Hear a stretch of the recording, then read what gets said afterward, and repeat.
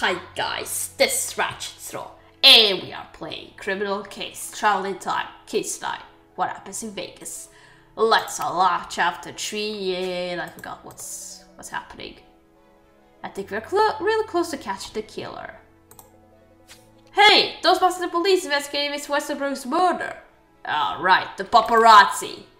Step as many as you can from all angles. Oh please, stop this. We don't have time for you fucking paparazzi. Katrina, what's happening?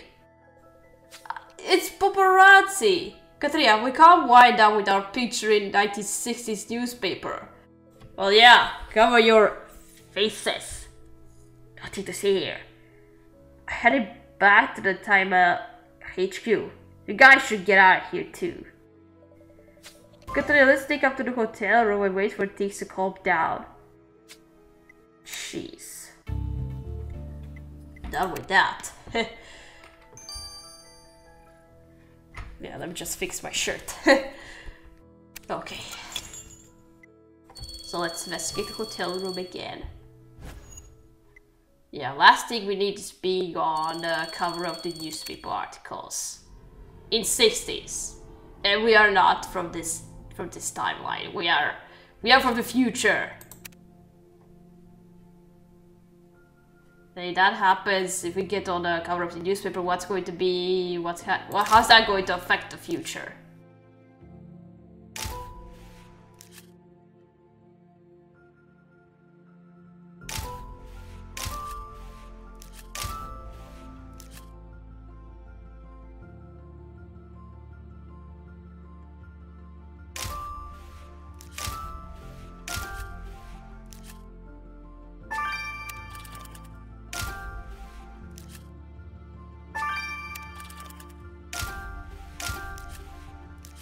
Boxer shorts with hearts.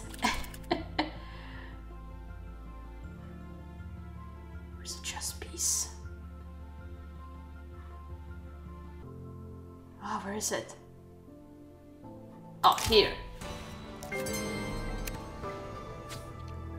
Ugh, those paparazzi are like locusts. Good thing they don't know about that undergarment you found, since it's clearly not Miss Westerberg's. They'd make it a big scandal.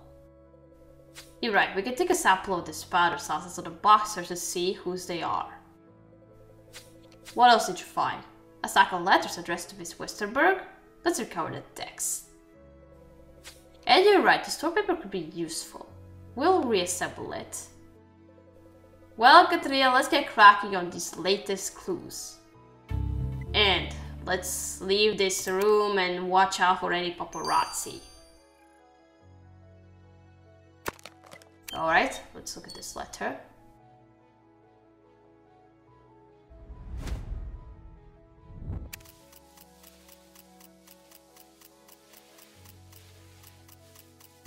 Oh, it's a fan letter. Angry letter. Wow, dear, the person who wrote this letter wasn't too happy with Miss Westerberg. They wrote, "You're the most conniving, two-faced liar I've ever seen in the movies." But after they ran, they signed it a fan. Are all of these letters like this? Harsh things for a fan to say. Let's see what Marina can tell us about the person who wrote these. Okay.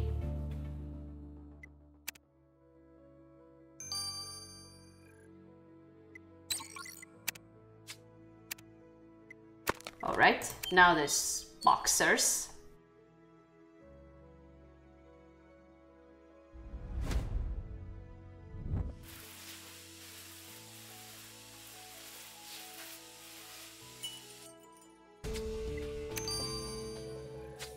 Perfect. Now I got to determine what that powder was on the boxer shorts.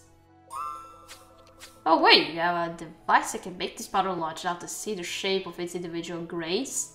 It's called a microscope, and those little things are called molecules. I know you're capable of amazing things, but this I won't believe until I see it.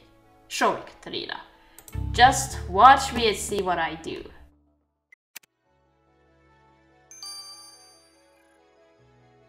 But before that, let's restore this photo. Oh, it's this guy.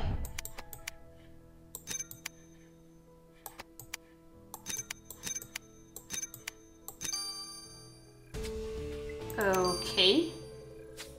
Look at this, a picture of Mr. Shapiro. I recognize that logo in the corner from movies I've seen. Why would a musician have a photo taken by a Hollywood studio? And why was it torn to pieces in Miss Westerberg's hotel room? I have to ask Mr. Shapiro if he knows what this is about. Okay.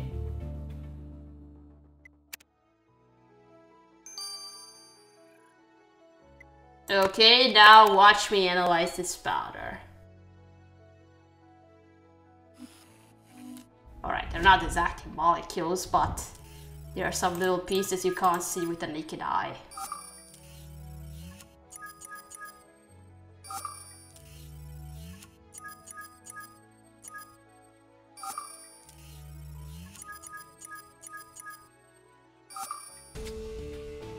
Black currant and ingredients. What's that? Katria, that device is incredible! I want to look at everything with it. What with my skin? What will my skin look like? Or a leaf? Or sand? Anyway, the ingredients in the powder you found on the box of shorts are black currant, arrowroot, and cornstarch. Katria, I'm sorry to interrupt, but those ingredients I bet just listed sound like kissel. What is kissel, Marina? Kissel is a currant-based drink that's very popular in Russia. And starting in the 60s, they had a powder mix version. Oh my god, it must be your... People my grandfather's age drank this stuff all the time in the Soviet Union. Oh, wait, so it's possible your grandfather liked kissel? Interesting. Anyway, thanks for letting us know. We won't keep you longer. So it was Marina's grandfather who left his box in Lorna's bedroom. That's awkward. Well, I better talk to him again. Oh, were you too close? Were you two very close to each other? So you were not just a fan. Alright, let's first have a chat with Shapiro. Mr. Shapiro, we found this picture of you in Miss Westerberg's room. Did your association with her go beyond your duet on stage? The movie studio sent that. I was up for a leading role alongside Westerberg. I always wanted to be in pictures. And with Lorna Westerberg. Get out of town. Her picture What's Up Daddy is one of my favorites of all time. That must have been exciting. Yeah, but then Westerberg said she wouldn't be caught dead kissing a black man on screen. How dare she spoil my big break? She had no right. I went off to her room to convince her and she tore up my head shut and slammed the door in my face. Mr. Shapiro, the way she treated you was awful and I don't understand it. But I hope you didn't respond by committing murder. Oh, but it could be you. Oh, I so forgot that in 50s racism was popular. Now I see that in 60s was also racism was very popular, so especially in cartoons. Comrade Romano, what were your boss of shorts doing in Lorna Westerberg's hotel room? I don't believe that is any of your business, officers. No, but you clearly had an intimate relationship with the victim of a murder investigation. I wonder what the motherland would think of you dallying with American actresses. If you did insinuate that I would betray my motherland, you are sorely mistaken. This relationship has nothing to do with ideology. As long as I'm a discreet, it carries no weight for my work or my motherland. Lorna expressed a desire to publicize our relationship, and I quickly convinced her into silence. That's our concern, comrade. You'll be in deep trouble with both of our countries if you silence Lorna permanently. How dare you threaten me? You've seen Lorna's film What's Up Daddy-O. Consider this your goose. You're lucky I don't file an official complaint. Dude, we're cops. Let's check out this angry letter. Marina, were all of those fan letters just as angry at Miss Westerberg as the first one? Yes, and all were written by the same person. They cite details from Lorna's movie, so it's clear that despite their anger, this person is a legitimate fan. But this fan is totally loopy. The letters describe Lorna as a floozy, saying she cheated on Romeo with Robin Hood and left Robin Hood to be with Mr. Darcy. But Romeo, Robin Hood, and Mr. Darcy are all fictional characters. The fan is confusing Lorna's movies with real life. We know who does that. Katrina, maybe Whitney matches that description. Remember how she thought Lorna could come back after being murdered? Yep, I remember she said that. Yes, Mrs. Whitney is indeed the author of those letters. I compared the handwriting to your other clues and found a match. Well, let's go talk to Mrs. Whitney about her disproportionate anger. Wow. I don't like her.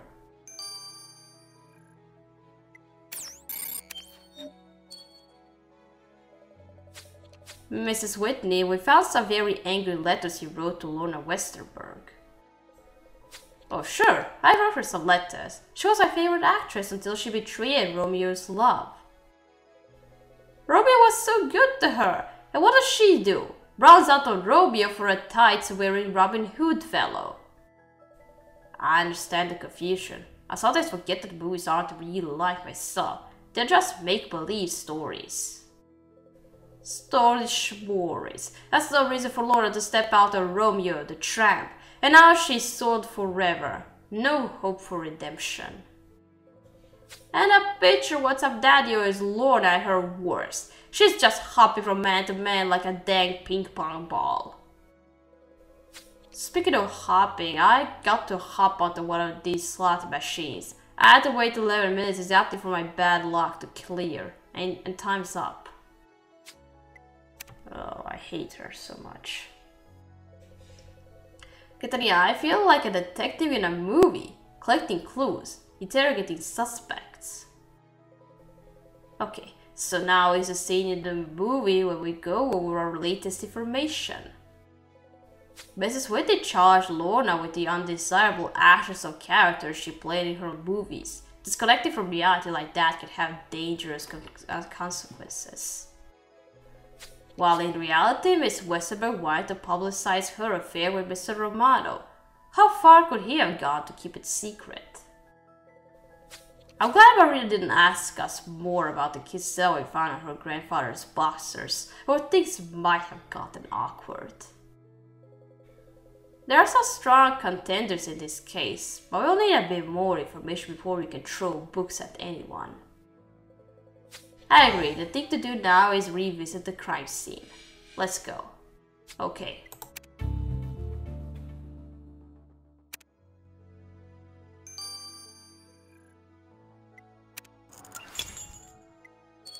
Alright, let's investigate the casino. Casino from the outside, again.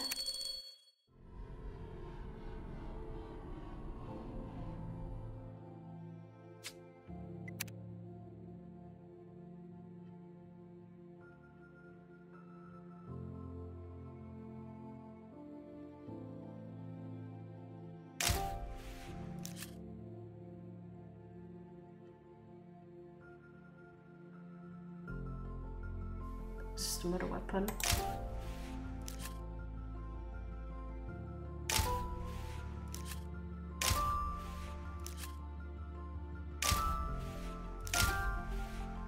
Where's the star? Over there.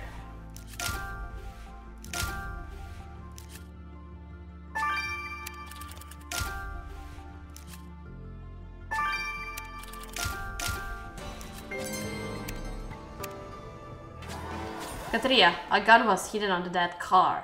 It's a .32 caliber pistol. Judge said that's a murder weapon. There's some blood on it. Let's take a sample for testing. I notice you often searching trash cans, Katrina. Maybe we should look in this one. Then search it with me.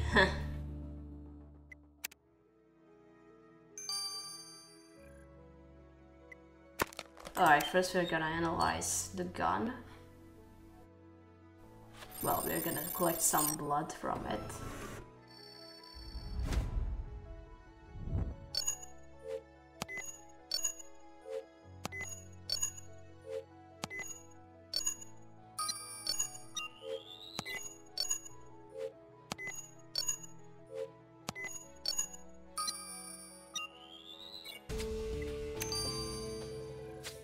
Great, now I can send this blood sample you took from the murder weapon to the lab.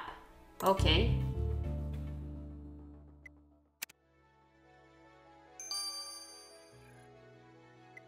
Okay, almost forgot to start this. Alright, let's toss this to the trash can. Gloves on. If you know what the gloves are, I bet.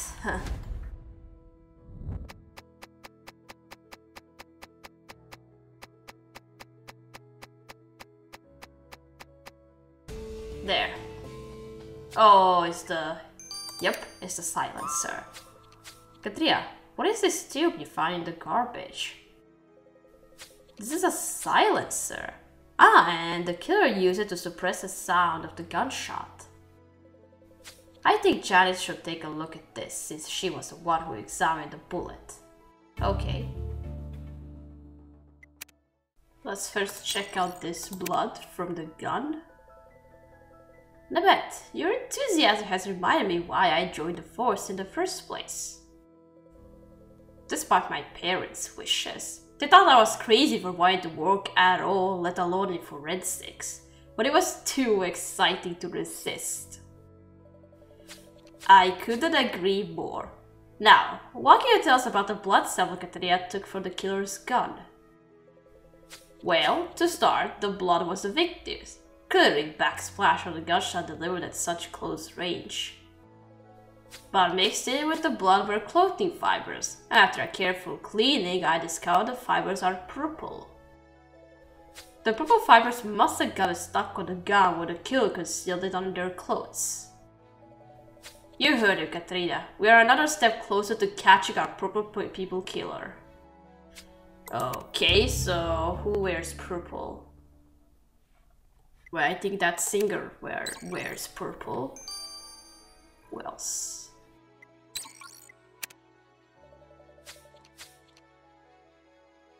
I can't think of anybody. Janice, where did you find the silencer the killer used? There was a substance on the outside of the silencer, presumably left when the killer attached it to the gun muzzle. The substance was a vegetable-based oil used for fine mechanical lubrication, as in a mechanical wristwatch.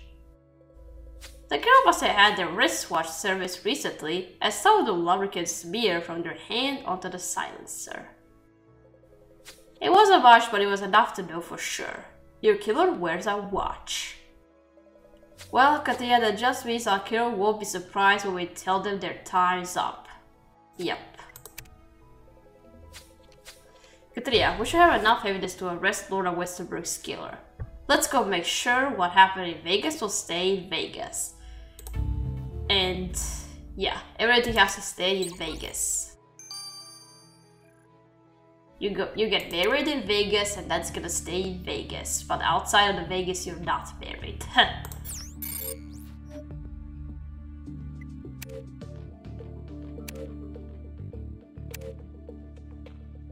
God damn it, not now.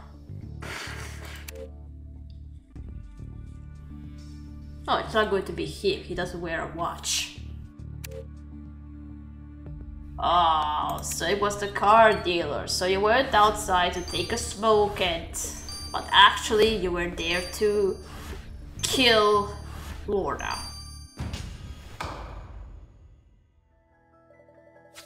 Frankie Paisley, we know you shot Lorna Westerberg. Me? What reason would I have to blow away some Hollywood actress? You tell us, but we know you attached a silencer to your gun, then waited until she was in the confusion of a crowd of people. And when she was viewed and surrounded, you wiggled in near her, grabbed her arm, and shot her in the chest. How do you know it wasn't some psycho getting their kicks by killing celebrities? Because we found your lucky poker chip at the scene of the crime. I've been looking all over for... Okay, you got me. Damn it. Why did you shoot her, Frankie? Look, you already know she hated losing. And she was a capital L loser, let me tell ya. I mean, she had money to spare, but it wouldn't last through a week of that kind of losing. So she told me if I started helping her cheat, she'd split the winnings with me. But then the bra wouldn't pay up. She ignored my threat and something had to be done. She owed me a lot of money. I put my neck on the line for her. Cheating in the casino? A guy can get his legs broke. Or worse. So you figured you'd kill her and destroy the evidence in her hotel room? Hey, if she thought she could treat Frankie Pacey like that, she had another thing coming. It was me or her. And now you got another thing coming. Mr. Pacey, we're taking you to the local authorities. Katrina, we finally caught Lorna Westerberg's killer and turned him over to the local police. Frankie thought he could cheat the system, but the system caught up with him. And I bet, congratulations on finishing your first complete case. I'm very impressed. Oh, I couldn't have done anything if it wasn't for Katrina's guidance. I'm just happy I could help. Now that that's taken care of, we can track down the Da Vinci manuscript in Lorna's possession. Kaya told me of this Da Vinci. He seems to have been a very learned scholar. Yes, and as you know, his book can help us get back to the present. So let's get looking for it. Okay, that's what this is going to be about. So far, it's about finding the manuscript so we can get out of here and get back to the present. And it's also gonna be about catching who wanted to strand us in the first place. Alright, we're gonna stop here. We're gonna continue playing times are changing number 4. So, thank you for watching. Don't forget to like this video. I'll see you again. Goodbye!